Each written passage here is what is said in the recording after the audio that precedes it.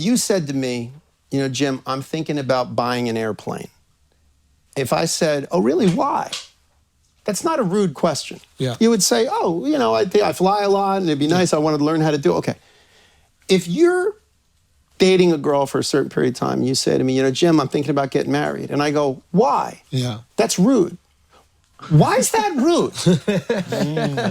This is a technology that fails 56% of the time. Yeah. And let's say there's another 10, 20% that stay together for the kids or because they don't want to give away half their.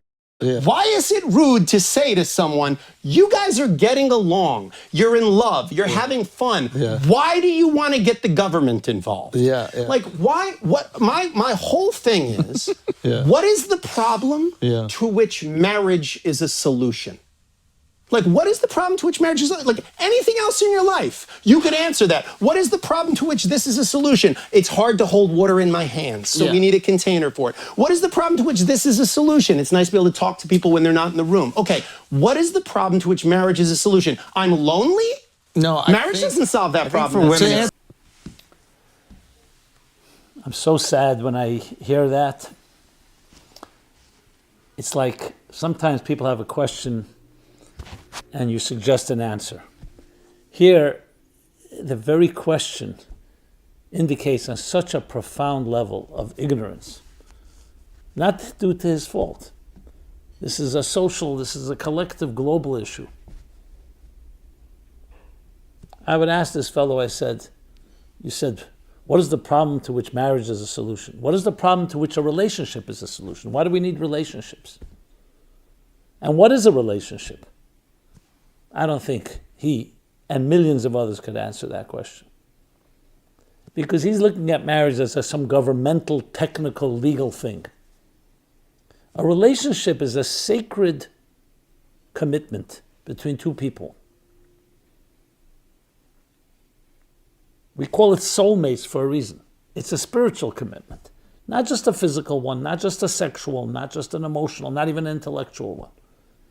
It's a sacred commitment to transcendence, to make this world a better place together, to bring children into this world, to build a healthy family and a home. Unfortunately, we have not educated our children, our next generation. Look at our schools. Look at the media. Relationships are not sacred. Commitments are not sacred. You never see anyone valuing absolute fidelity, trust. Why is trust so important in a relationship? Ask that question. What's wrong if people cheat on each other? Because relationship by definition means that you have a trusting environment. We have enough corruption out there. We have enough selfish, narcissistic, self-serving behavior. The idea of a relationship is a sacred experience of something that's beyond the greed and selfishness of an individual, going beyond yourself. Marriage is just an expression of that. Marriage is the commitment, that sacred commitment. In Hebrew, marriage is called kiddushin, holiness. It's sacred. It's more than human. It's not a business deal. How do we change things? Well, you always begin with the beginning, children. We have to educate our children in new ways. But what happens if the adults don't know what to say? So there we have our catch-22. That's very much part of the work I'm dedicated to and hopefully can introduce that level. It's not just about marriage, not just about relationships.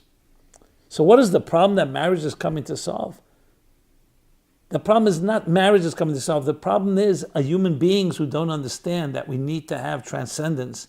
We need to have something that is greater than the sum of the parts, not just what our selfish desires that, it's not just to resolve loneliness, but it's to resolve the most important thing in life is finding purpose, meaning, and mission. And you do that through a true relationship, a trusting relationship with another person. Yes, an eternal relationship. But for that, you need spirituality in your life. If he had spirituality in his life, he'd never ask that question.